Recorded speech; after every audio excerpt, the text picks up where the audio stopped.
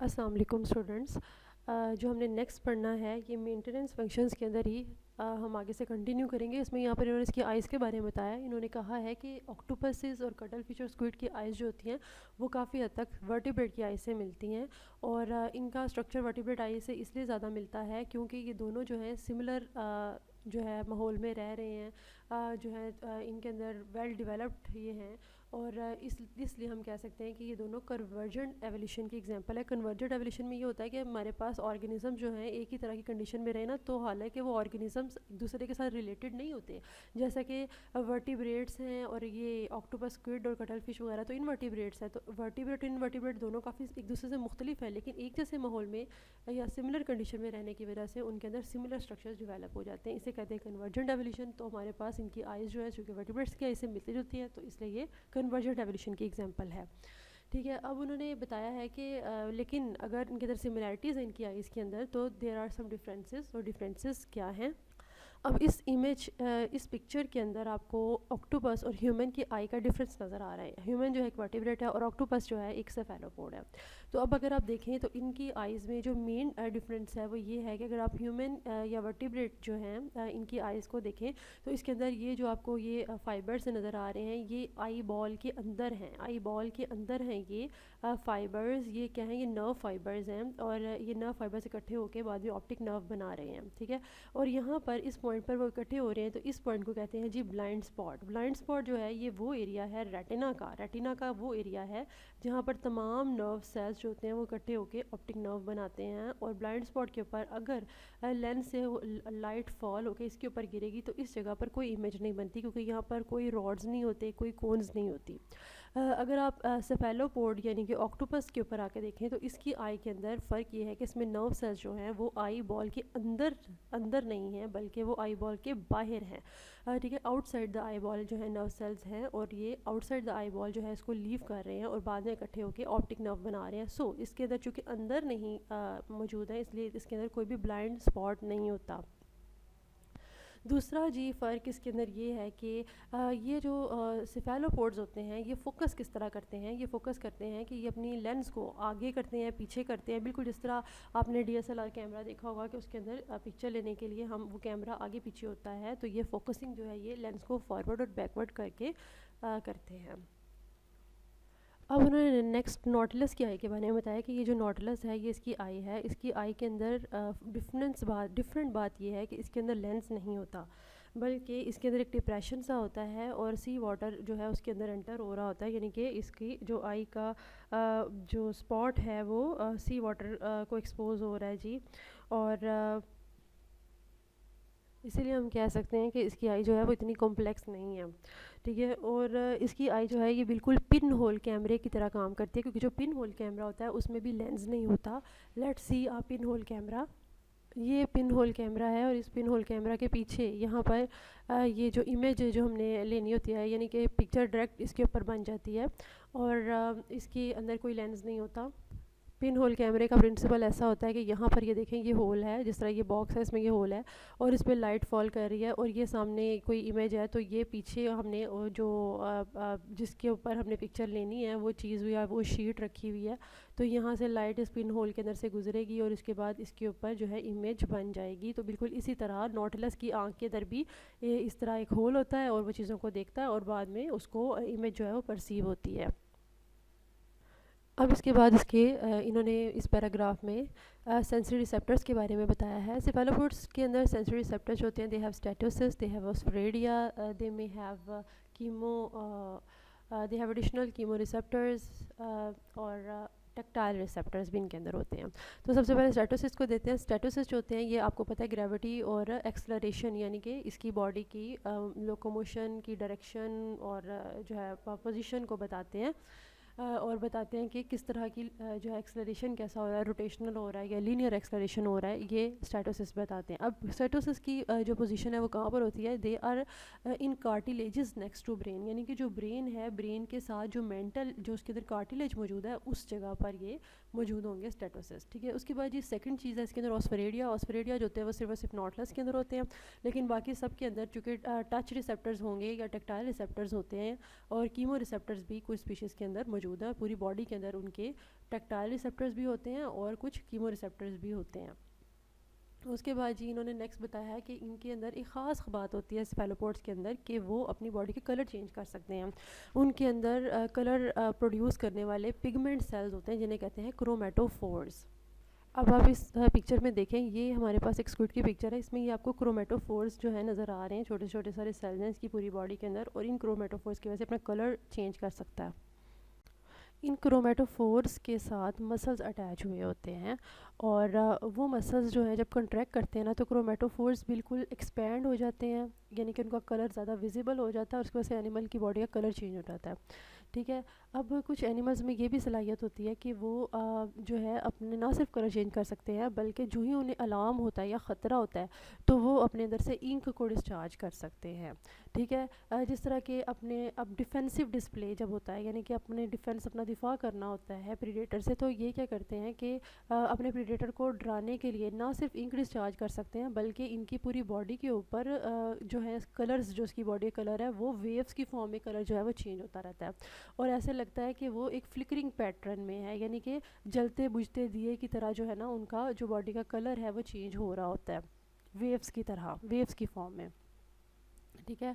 अच्छा, अब colour changing की वजह से इनमें ये सलाहियत भी होती है कि ये अपने बैकग्राउंड से ब्लेंड कर सकते हैं। जैसे कि हम कहते हैं ना गिरगिट जो होता है वो अपना कलर चेंज कर लेता है, अपने जिस तरह का बैकग्राउंड होता है वैसे ही कलर ले लेता है, तो इसी तरह इनके अंदर भी कलर जो है वो ये चेंज करते हैं और अपने बैकग्राउंड जैसा कलर कर लेते हैं। इसकी बेस्ट एग्जाम्पल है कलर चेंज करने के हवाले से सिफेलोपोड कटलफिश सीपिया के अंदर, ठीक है जी। अब कटलफिश सीपिया जो होती है ना वो अपनी बॉडी को जो है कैमोफ्लेज कर लेती है, यानी कि जैसा बैकग्राउंड होता है वैसे अपनी बॉडी का कलर कर लेती है। इसको हम पिक्चर से देखते हैं।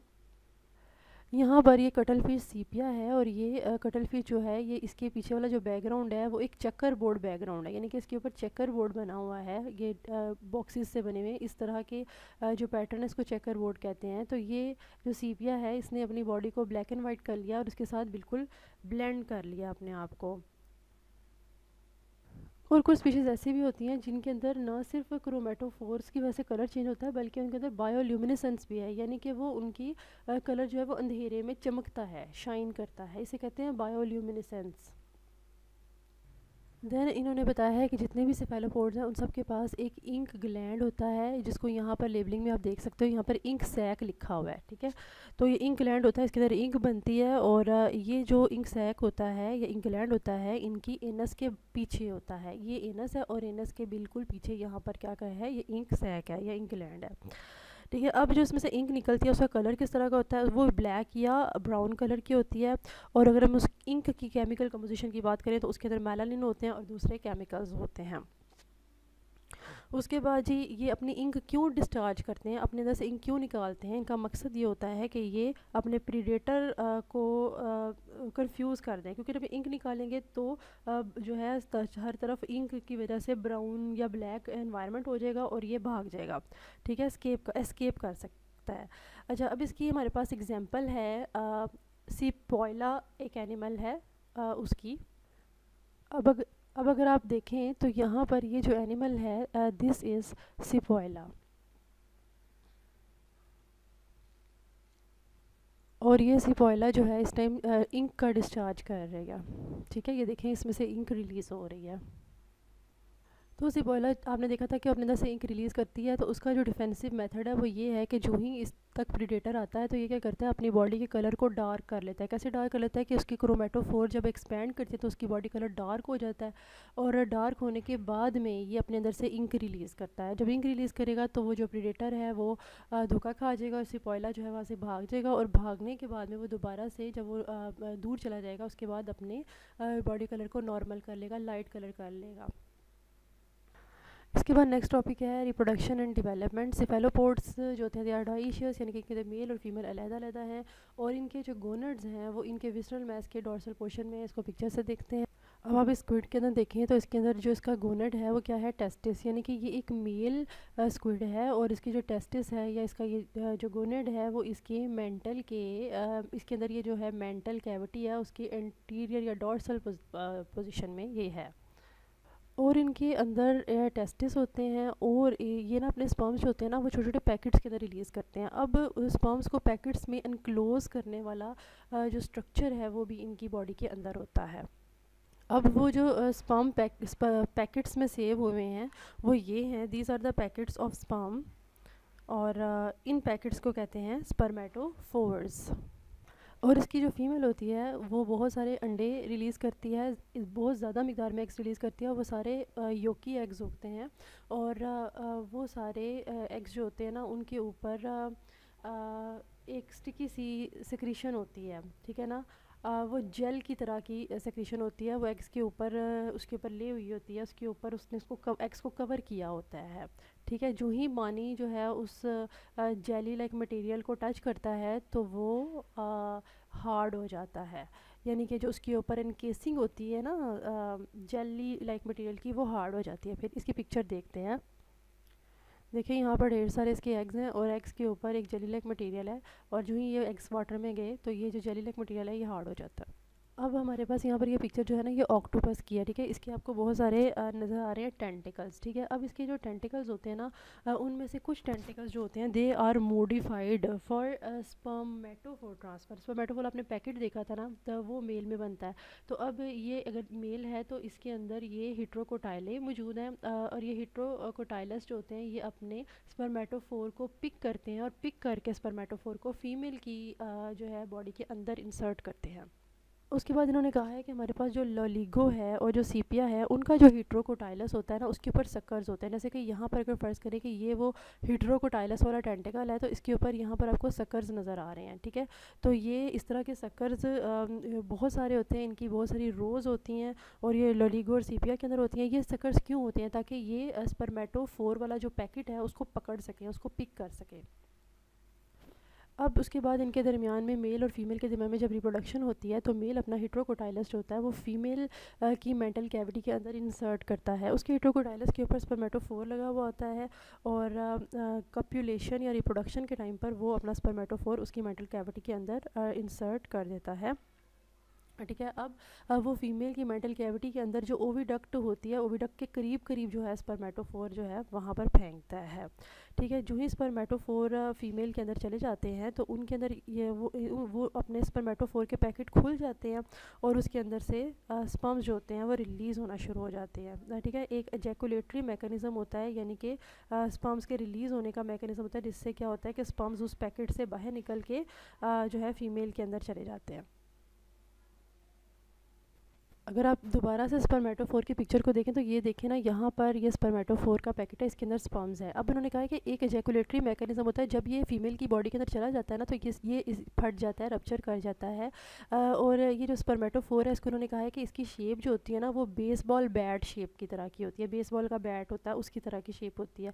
तो ये फट जाता है और इसके अंदर से स्पर्म्स बाहर निकल जाते हैं। जब स्पर्म्स बाहर निकल जाते हैं तो वो फीमेल की ओविडक्ट की तरफ चले जाते हैं, फीमेल की ओविडक्ट से एग्स रिलीज़ होते हैं, तो एग्स जो होते हैं वो फर्टिलाइज हो जाते हैं, ठीक है। अब अगर फ़र्ज़ करें कि ये एक फ़ीमेल ऑक्टोपस है और इसके जो है एग्स इसने रिलीज़ कर दिए हैं, तो इसके एग्स जो होते हैं ना इसने अपने डेन के अंदर रखे होते हैं। डेन का मतलब है कि इसने जो अपना घोंसला या अपनी गार बनाई हुई है जिसके अंदर ये रहती है, उस डेन के अंदर जो है इसने एग्स रखे हुए हैं। ये देखें उसकी आँख है, ये उसके जो है आर्म्स हैं या टेंटिकल्स हैं और ये उसके एग्स हैं, ठीक है। अब ये एग्स जो है ये इसकी सीलिंग के साथ जुड़े हुए हैं। सीलिंग का मतलब ये है कि ये एग्स जो है उसकी जो ऊपर वाली छत है उसके साथ जो है वो जुड़े हुए हैं। और ये ऑक्टोपस जो होता है ना ये अपने एग्स की बड़ी हिफाजत करता है, ये इसके ऊपर से डेब्रिस को रिमूव करता रहता है और इनके ऊपर पानी जो है अपने अंडों के ऊपर फेंकता रहता है ताकि उसके ऊपर से डेब्रिस जो है वो हट जाए और वो साफ़ होते रहें।